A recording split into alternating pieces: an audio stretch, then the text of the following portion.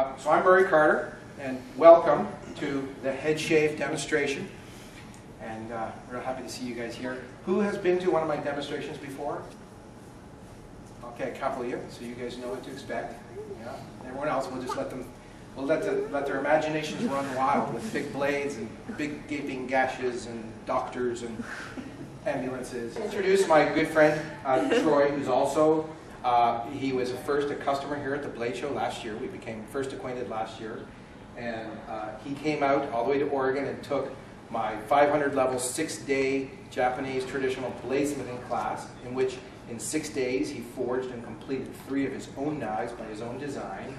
And our relationship kind of blossomed from there. And he came up with this idea, because he knew that I'd shaved my face, yeah, with a machete. So he came up with this idea. But he's got a special story as to why we're shaving the head. And what it is, we're trying to raise awareness and money. My name's Troy, and as I told you guys before, I have alopecia areata, and I was diagnosed with it when I was 35 years old. So I went most of my life not knowing that I had it. Basically, it's like spot baldness. So my immune system just attacks my hair follicles, and hair doesn't grow. And which is really no big deal for a guy like me. I got a beautiful wife, 2 beautiful kids. I look pretty tough when I shave my head, so keeps the boys away from my daughter.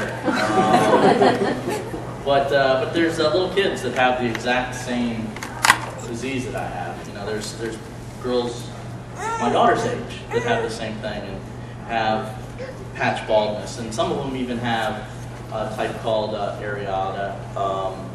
Alopecia universalis, which is total baldness. They lose their eyebrows and their hair and all the hair on their body. And you can imagine how devastating that might be to a small child.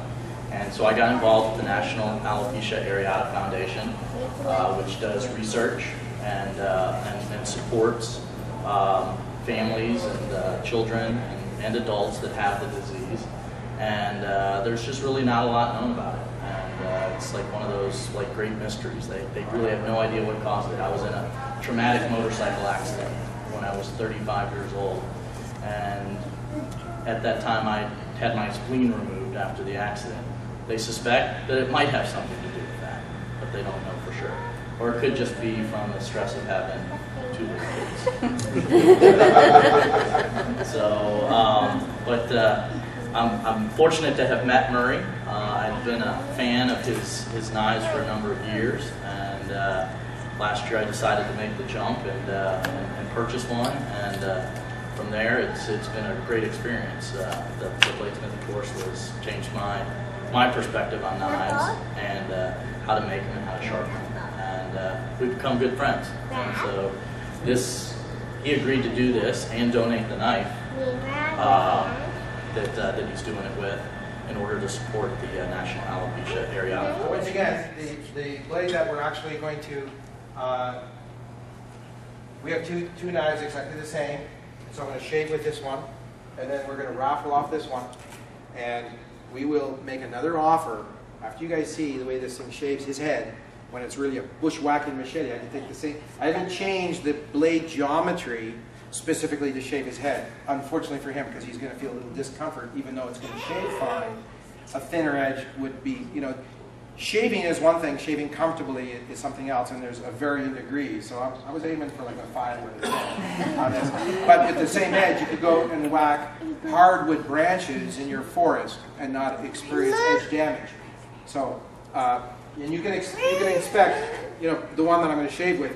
But because the one we're going to shave with will end up with some DNA samples, and he's asked me to protect his. See, I told you I'm good with my customers' information, right? Your security's good with me. We're going to raffle off the one that we didn't shave. This blade in my shop, I made what we call shop sharp. I just expediently put an edge on the blade with my rotating Japanese water stones, which you can see a picture of on the back of my catalog there.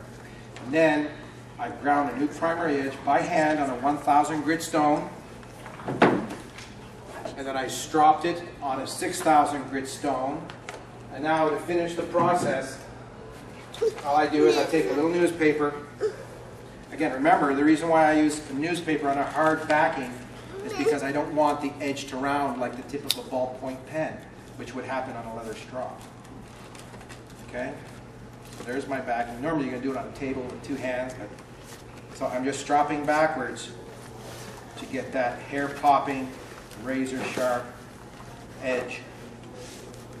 The reason why we use newspaper is because you know it's obviously made of wood pulp, usually recycled paper and so on.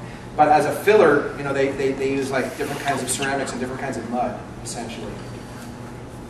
And it's that really, really fine grit that makes an abrasive. If the finished sharpening stone is 6,000 grit, I'm assuming this newspaper, don't quote me on this, I'm just guessing off the top of my head, it's probably like 20 or 30,000 grit. Very, very fine. Now, you all know that when you cut paper or cardboard, it dulls knives. But you could say, one smart aleck in the group once said, you know, dulling a knife is only sharpening it in the wrong direction. And if you strop a blade on cardboard or newspaper, it sharpens it, and then when you cut it across it, it dulls it.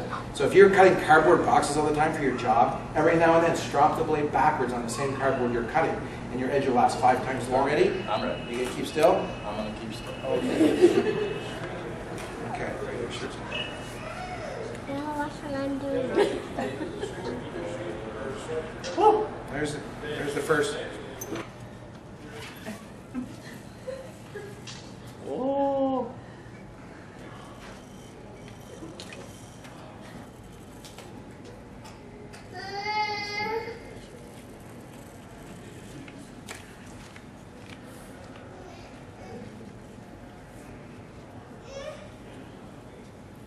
Okay, we got one perfectly shaved patch.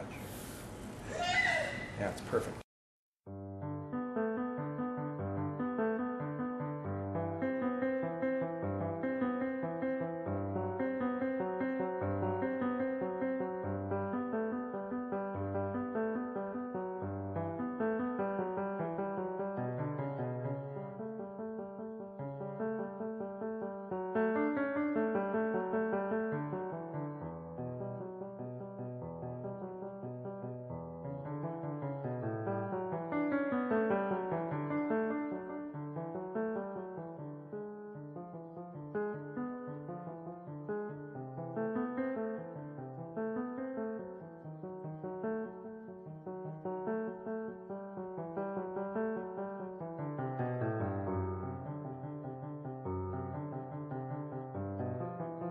Murray, why would you want to draw the blade before you stropped it?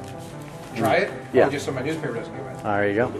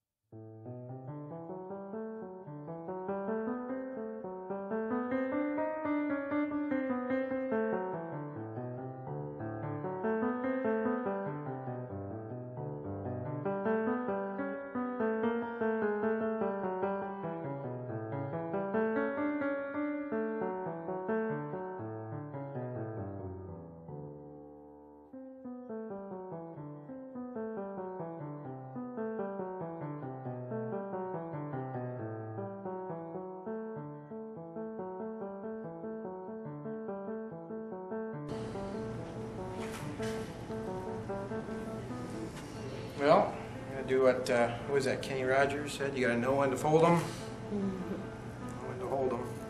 I'm going to call that good. Why don't you go ahead and I'm finished here, rinse off. Okay, yeah, come on up and feel free to inspect, and that's it. This is our performance.